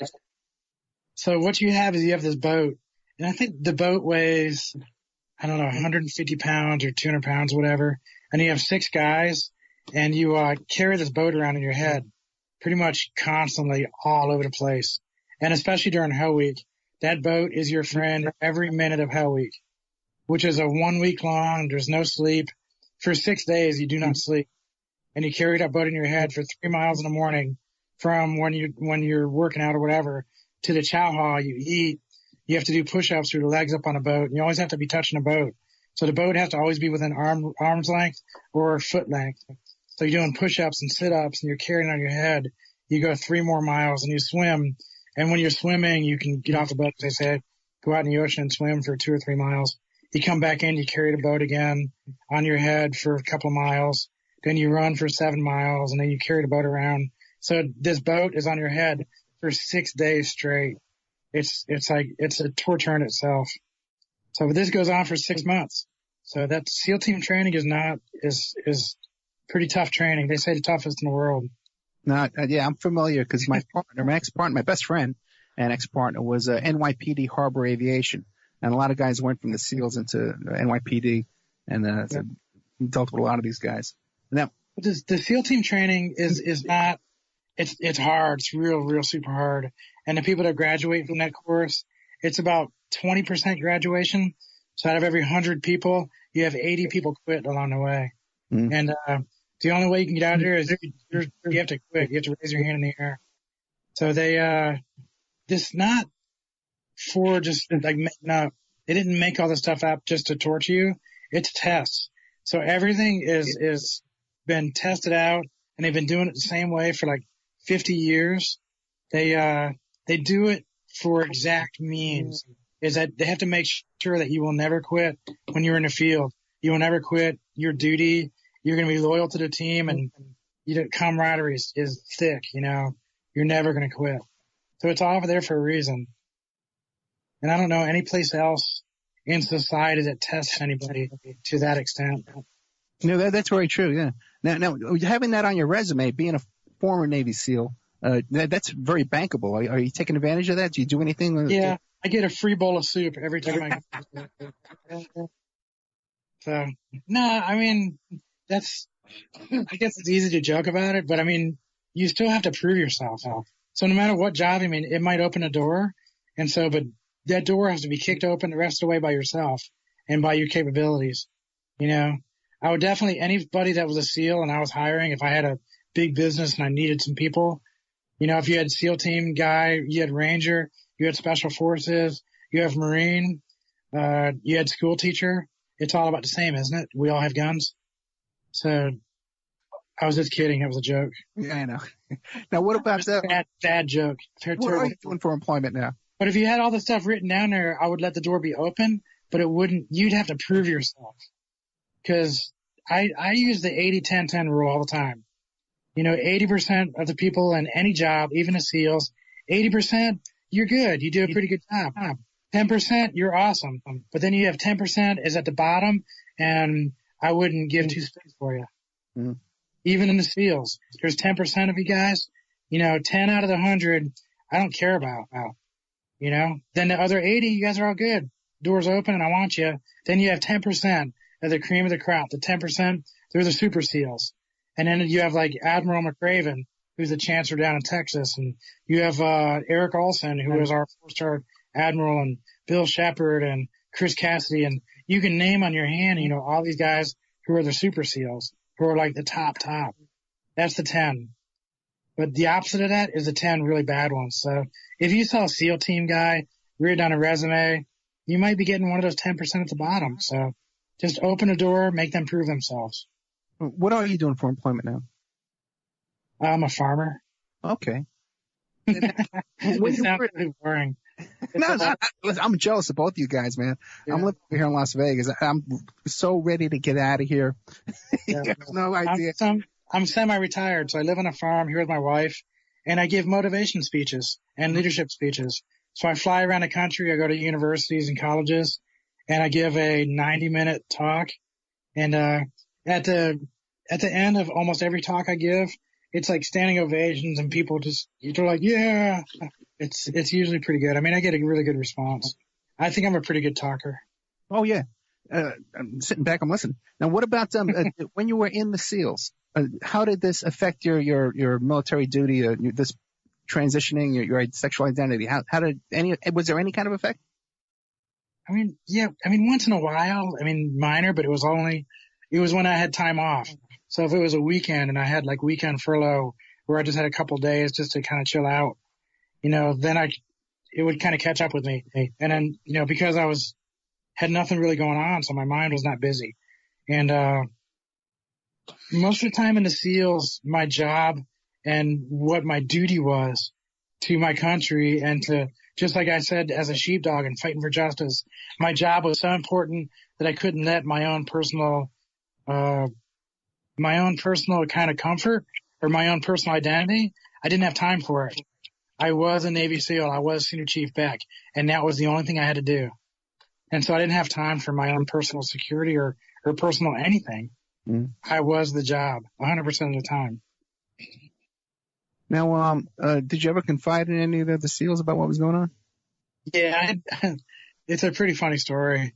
I had one SEAL team buddy. His name is Mike, and he's the only person in the SEALs, and probably my whole family up until just recently, that ever knew anything about me, about any of this. And I lived on a sailboat, and I was out in a moorings, out on, basically tied up to a buoy. And my buddy had a boat that was real close to my boat. And we had lights on the boats. And so I saw his light on, and I already had a few beers. And so I took a 6-pack and I put it in my dinghy, and I rowed over to his boat. And I was wearing a dress and a silly little wig or something, I don't know. And I just knocked on his boat, and I was like, hey, Mike. And so he came up on deck, and he looked down at me. And I was like, hey, mind if I come aboard and have a couple of beers? He's like, I'm having beers anyway. Come up. And then as I was getting up, he was like, hey, you know, what's up with the dress? And I was like, and so I started talking to him about it. And then we just had a conversation about it. And he says, you know, I'm from California, you know, and a little more relaxed as far as some of that kind of stuff goes, but don't ever do this in front of anybody else in the SEALs, because you'll lose your job and you'll probably get beat up. And I was like, all right, good to know. So he was the only person I ever told about that. You know, but the thing is, people really are way more accepting than we give them credit for. You know, even big tough guys, you know, there's that stereotype of cops and soldiers being these right-wing, you know, closed-minded people. But it's really not true, in my experience anyway. How about you?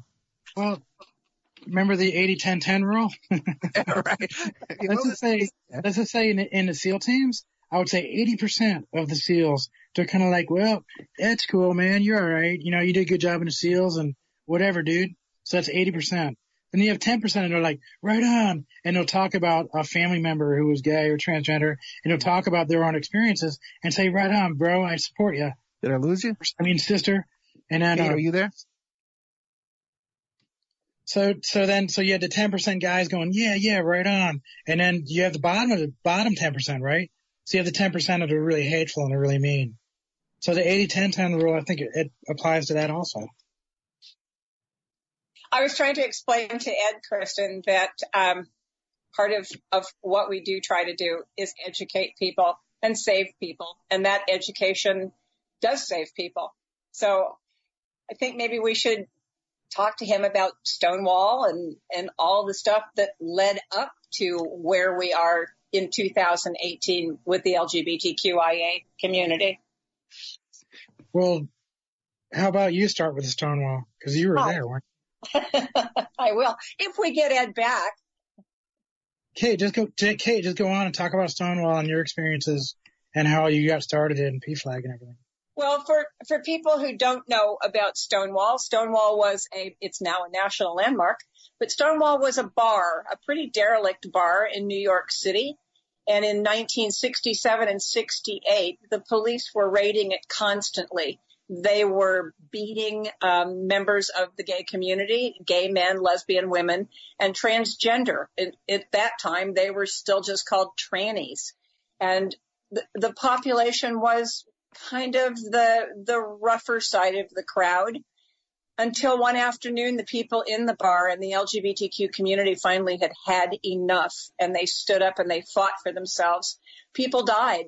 They fought against the police. They did, and people died until other members of the community came forward, and it was actually the drag queens that started the whole saving grace for this movement.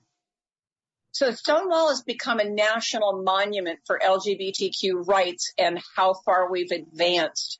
And as much as I'd like to talk about how far we've advanced, in 2017 with the new administration, we took about 20 steps backward with stripping of LGBTQ rights. And that's my concern now, is stripping away rights that these kids had, bathroom protections, all of that. Feelings on that?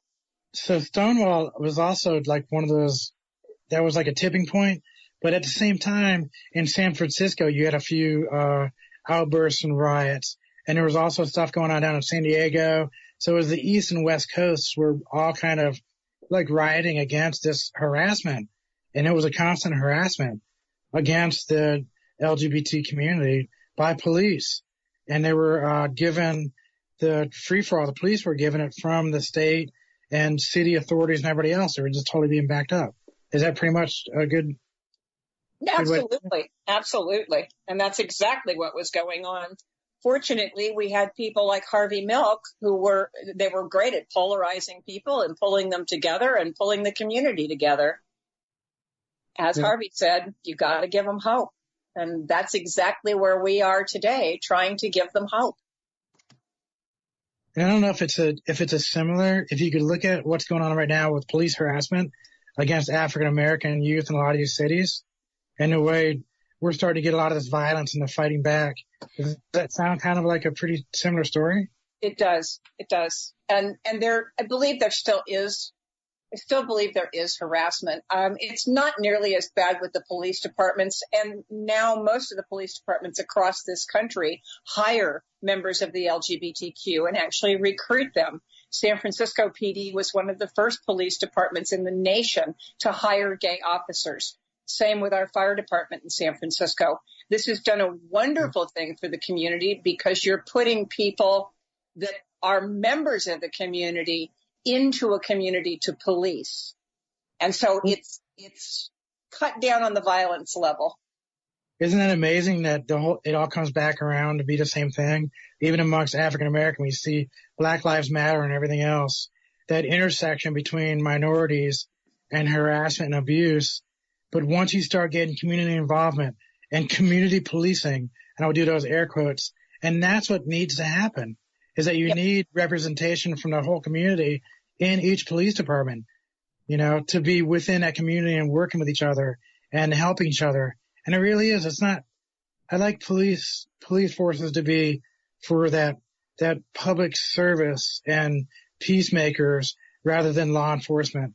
And I think that's what we really need to start looking at more also. Well, and my question would be for the transgender community.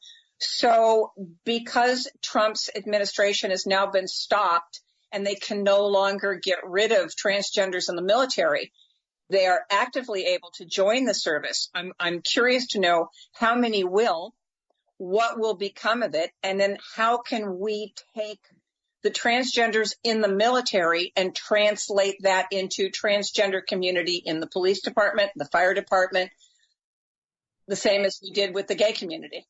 Well, I know that a great example for transgender people in law enforcement in San Diego, there's a transgender police officer, and I'm totally forgetting her name right now. It's darn it, she's gonna yell at me now because I'm forgetting her name.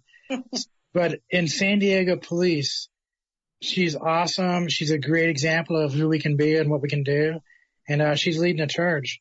And I'm going to look her name up right now because I'm really embarrassed that I don't know her name.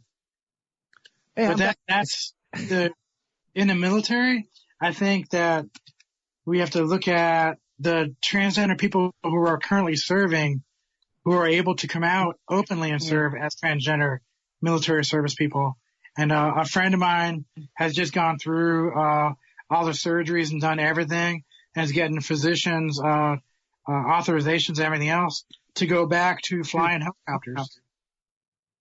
Hey, that's a good question. Guys, I'm back. What is going on with that? Because when Trump, he made an announcement off the fly that they were no longer going to allow transgenders in the military. What is going on? What's the current status with that now?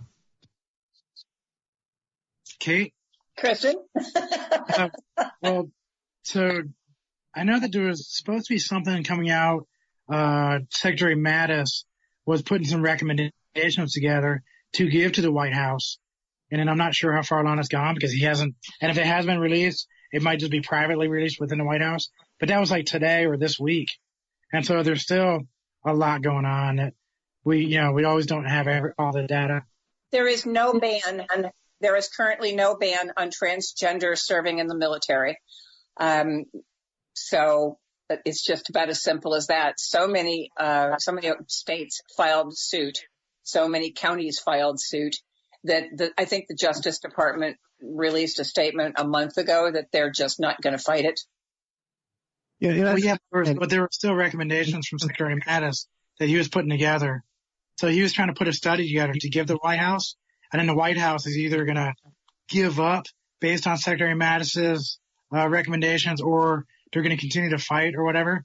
But I know with the Justice Department, it's been shot down a number of times. Right.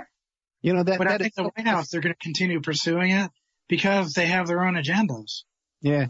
Here we have two people just wrote a book, right? Hero to Zero, a Navy SEAL's true life journey, just wrote a book about this topic. They're two probably top experts on the subject, and there's so much confusion going on with Trump and the military that you guys don't even know what's going on. So, Kristin, how much can you imagine being in the military though? So the military leaders right now have gone back and forth so many times. That's a problem. Because right now they've been like, everybody's, okay, you're good, you can be open, and you can serve.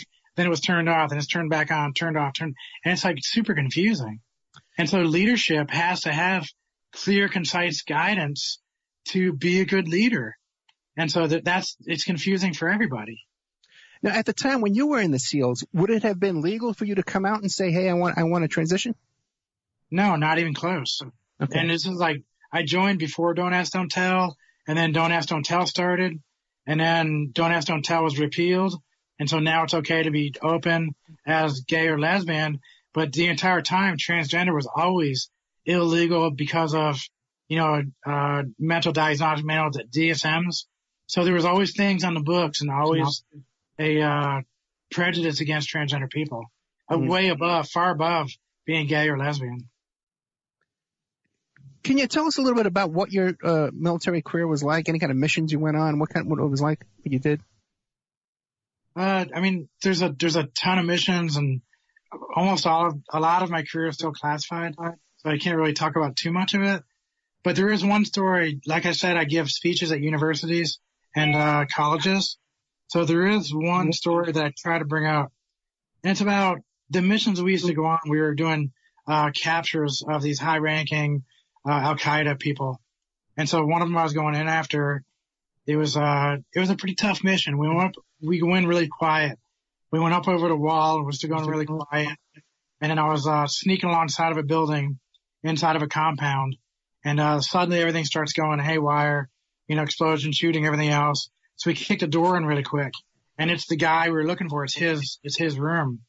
And so he's getting up off his bed, and his bed was 8 feet away. And then he's getting up off his bed, going to grab his guns.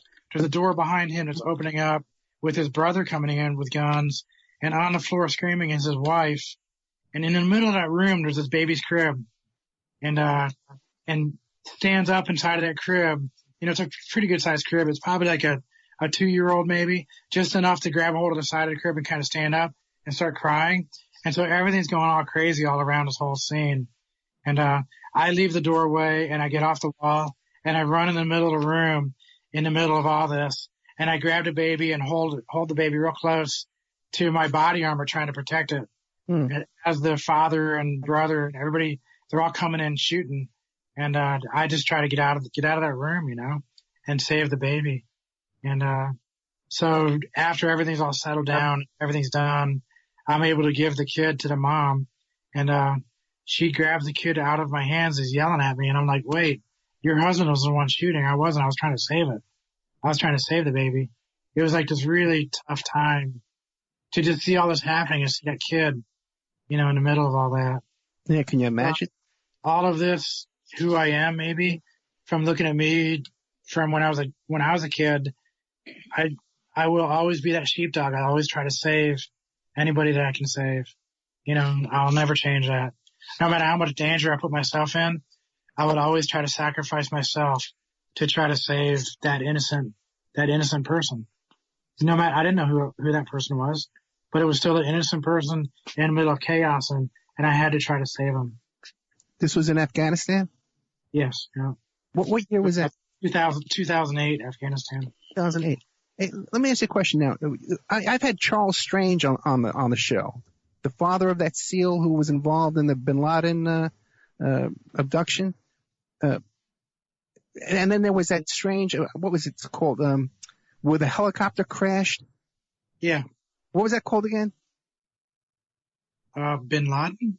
Yeah, no, when the operation when the helicopter crashed. Yeah, Operation it was going after Geronimo. Something. It was, do you know? Have you heard any scuttlebutt about that helicopter crash where all those SEALs died? Yeah, I mean that was during a whole different operation. That was like the movie was made about that with Lone Survivor. Yeah. So that was a whole different mission. So that helicopter crash killed a whole bunch of guys on it. It was a lot of friends of mine. You know those guys, Chris and Rat and all those guys, man. They were guys that I served with pretty close. They told me about something called a ramp ceremony, where the coffins were brought into this hangar, and a Muslim imam came in and gave a curse basically over the coffins. You familiar with that? No, I didn't hear about that. It was very shocking. The whole thing. You got to listen to Charles Strange. He's the father of one of these young men that died in this helicopter crash. It's very suspicious. I'm not so. It sounds like a conspiracy theory. Oh no, this is the father. This is Tilson's father's involved in this. Okay, but back to this. What about your experiences? Do you have any PTSD from dealing with all the experiences over there? I don't even know what does that stand for? No, it's I mean, I think everybody that goes to war and everybody that's like right outside the wire and doing the work, you're going to have some kind of, PTS. You're going to have some kind of traumatic, memories of everything. Sure. Because war is not a natural thing for us. It's just, it's horrible. I mean, you're going over there and you're seeing stuff and you're doing stuff and you're going through everything that's going on, you know? You're going to have something. You know, you're going to have dreams, you're going to have thoughts, there's always going to be some reminiscence about it. You know, and it's how you deal with it, you know? And I think that's the thing, is that war is horrible and we have to do everything we can. And that's why I want more veterans in politics. Because I swear that if you had a bunch more veterans up there in Congress, you had more veterans in politics, I think you'd have a lot less chance of going to war. Because we've been there, you know, and we see it. And I would do everything I can. You know, if I was a politician sitting up there in one of those seats, I would have been fighting like crazy and I've done anything I could to keep us out keep us, because I don't want anybody doing that. I don't want anybody going through what I had to go through. So it's horrible. And you have PTSD with people that are if you're in a car accident, you have PTSD. You know? No, Boyce has PTSD from being in a federal prison and watching people around him murdered. So all these years later, he still suffers from PTSD. Yeah, because our minds are powerful. From the clients I deal with and some of these shows that I do, I have PTSD. But am I confused, Kristin? Did you run for office? Yeah, I ran for Congress a couple of years ago. Yeah. How'd that go? It went okay. I mean, in a few ways. I had a platform with about 80 different, you know, major issues that I was trying to solve. And for me, I'm not going to sit there and put my hand in the air and saying, look at all these problems. Look at this is bad. This is bad. And you're doing a terrible job here, and point at the other people in office. And I said, if I'm going to have a problem and bring up an issue, I'm going to have a solution. And so I had like these, every time I had a problem, I had solutions. I had pages and pages. I had 400, 500 pages on my website of solutions, you know, and good solutions. And I think Cait read through a lot of them. Yeah. So, and I think I overwhelmed most people. I don't think they wanted anybody. I think they like one trick ponies. They only want you to have one issue, you know? And, I don't think people want to read very much about candidates. I think they want to read a bumper sticker and they want to believe all the BS. And it's mostly BS. I don't believe most of the politicians nowadays. I think they're all liars. I'm tired I would see Kristin run for president. I wouldn't mind seeing Christopher Boyce run for office. Yeah. Christopher Boyce couldn't run because he's a convicted felon. Yeah. But I don't think that any of us could ever win. Because I think that we're too truthful. I speak from my heart and I'll tell you what I really think. And I think as a politician, you can't do that. Because as a politician, you need to take all the money and lie your ass off. I hate it. So, Cait, I'd like to ask both you and about back to the PTSD. Is Christopher Boyce, has he gotten any kind of treatment or therapy for his PTSD? And I'd like to ask you too, Kristin, if you've done that, and also too with your other struggles here with this transitioning. Have you received any kind of therapy or counseling and stuff? Chris Boyce did receive some counseling for his PTSD. Unfortunately, you know, the PTSD counseling in this country is really limited. And this is a problem that veterans face every day, is that you have psychotherapists out there that place themselves in a position of being PTSD counselors that really aren't. A lot of them can do more harm than good. We did face quite a bit of that. But, you know, he went through sort of the normal things. I mean, there was a bout with alcoholism. There was a bout where we had to have separate rooms because he didn't sleep at night. The constant torment, waking up in the middle of the night, scared to death and not knowing where he is. Things like that happen.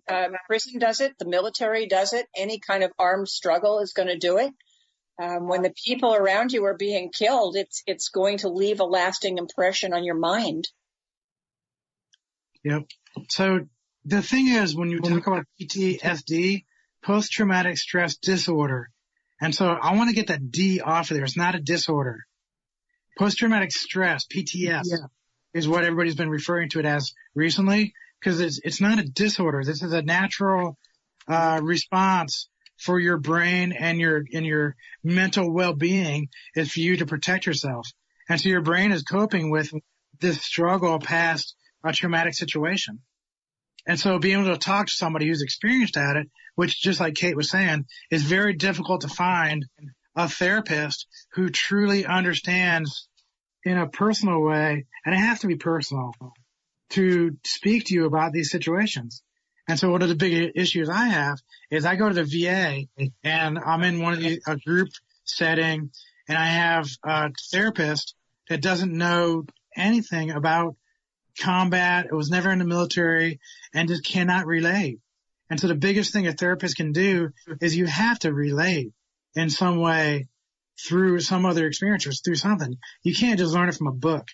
And that's what I keep finding is the issue, is that if you have your PhD and all you did was study and get a bunch of book work, you don't understand how to really talk about it. You can only recite and regurgitate stuff that's written down on a piece of paper. And I think that's the biggest problem in the VA, is they need to we need more veterans trained on how to do therapy. Because I think I would be 1,000 times better therapist as a PTS therapist than most of those PhDs, because I've gone through it and I've studied it, and I can relate my story and how I worked through it in some positive ways. And I would just relay that and hear the stories and talk to other veterans about this. So we just need to, having a PhD isn't always the best answer as a therapist. Sometimes personal experience is a better teacher. Have you ever considered doing that, being a therapist? No, because the therapists drive me crazy. No, I mean, if they would take away some of the stringent BS paper hanging on the wall qualifications for me to actually sit down with some of these groups, then yeah, I would do that. And I think that's what the VA has to work through, is the VA needs to reconcile that the normal procedures and the way they look at therapy, the way they look at healing. We have to start looking at alternative medicine and look at alternative ways to do this. I want to do something different. I don't want to sit there with the guy from Berkeley that's a PhD in trauma and Freudian BS.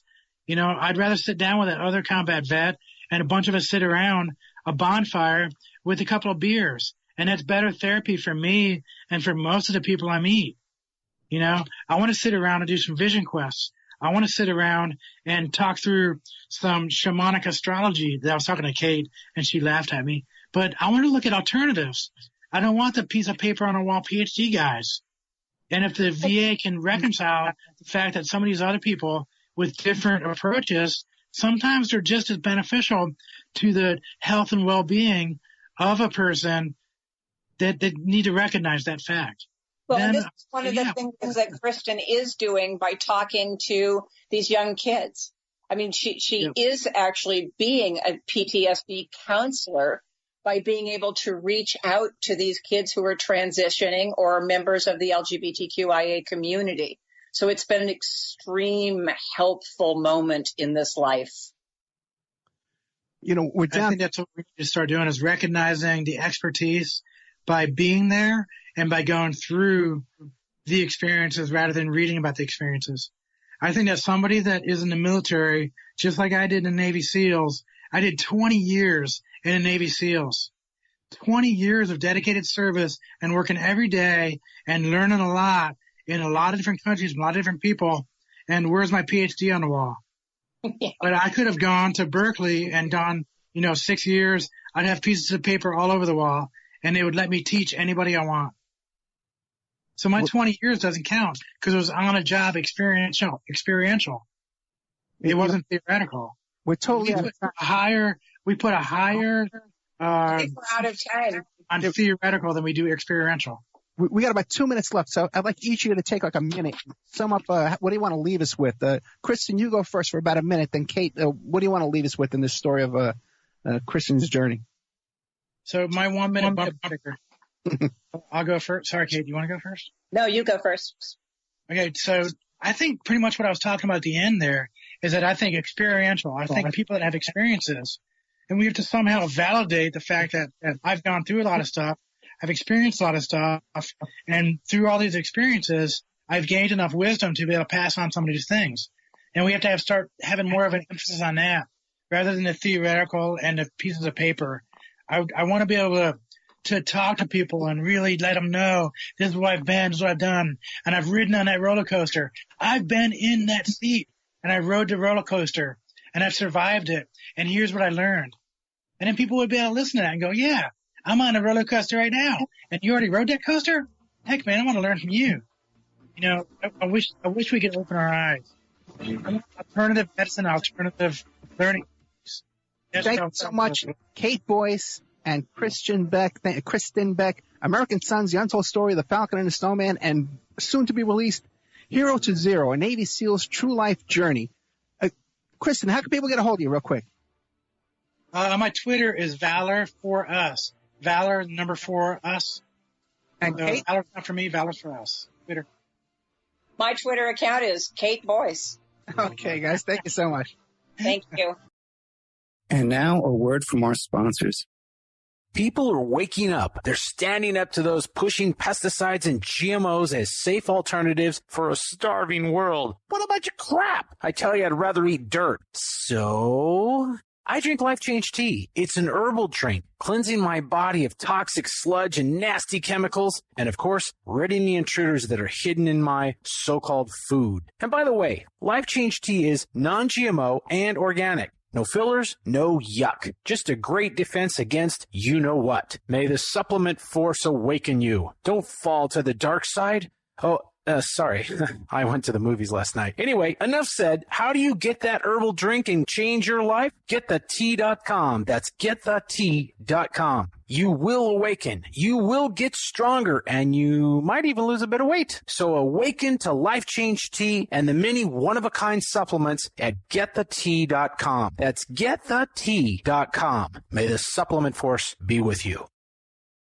Did you know that 30% of all people on online dating websites and personal ads are either married or in a monogamous relationship? 30%. If you suspect that your husband, your wife, your boyfriend, your girlfriend may be cheating online, go to emailrevealer.com. Online infidelity investigation. You give us their email address and we can trace it back to online personal ads, dating sites, and social networks. We can even expand the investigation and find them cheating on escort service sites or even porn sites if they're registered to porn sites and swinger sites. So check out emailrevealer.com if you suspect your spouse is cheating, and check out our online infidelity investigation. The Opperman Report is brought to you by SubhashTechnosis.com. Subash Technosis is a search engine optimization and website design company located in India. So you know you're going to save a lot of money and get top quality service to boot. They offer all kinds of services, business process outsourcing, data entry, banking BPO services, recruitment process outsourcing, software testing, offshore research networking, customer care, press release content writing and distribution, and much, much more. They offer website development, e-commerce solutions, mobile responsive designs. Now, I've personally worked with Subhash for over 10 years. This is the man that puts out my press releases. They've done work on my websites, so I can personally recommend SubhashTechnosis.com. You can find the link to Subash Technosis at OppermanReport.com and also AwakeRadio.us. You can have your ad played here at OppermanReport.com every Friday night, 5 p.m., and Saturday night, 5 p.m. to 7 p.m. Pacific Standard Time. And on Friday nights, too, we do a live portion for 1 hour that I just do a live monologue. The ads are very, very inexpensive, and they're also played in the Opperman Report member section. In the member section, you can find all kinds of exclusive content that you won't find anywhere else. It's as cheap as $6 a month, $20 a quarter, or $75 for a year. If you contact me directly at oppermanreport@gmail.com, I'll set you up with a little special deal there where you get a discount if you PayPal me directly, and you even get a copy of my book. I want to thank Sean Duff from StrawmanMusic.com. He's an excellent musician. And I also want to thank William Ramsey, who helps us produce the show and book guests. You can find William Ramsey, who's an excellent author, at William Ramsey Investigates on YouTube. Remember, all these shows on Awake are brought to you by emailrevealer.com. You can go to emailrevealer.com and get a copy of my book, How to Become a Successful Private Investigator. You also do all the kind of different services for you. An online dating service investigation. It's called an online infidelity investigation. And that's where you give us your husband or your boyfriend, your girlfriend's email address, and we trace it back to their online dating websites. and we return a list of all the dating sites that email is registered to. We can expand our net investigation and trace it back to porn sites, escort service sites, swinger sites, gambling websites, and even prescription drug websites. If you think your ex-husband or something is addicted to prescription medication or involved in an extreme online pornography addiction, we can produce a report for you that you can use in court. Adoption investigations. If you want to locate your birth parents or your birth child you gave away for adoption, we can do adoption investigations for you. Asset searches for you. Locate bank accounts, hidden assets, hidden properties, hidden income, all different kinds of services in the asset search investigation. Email tracing. If you need to locate or identify somebody from just an email address, we do an email trace investigation for you, and all kinds of digital forensics, computer and cell phone digital forensics, where we can recover deleted content from an email or a hard drive and produce a report for you that you can use in court. That's emailrevealer.com, or you can contact me at oppermaninvestigations@gmail.com.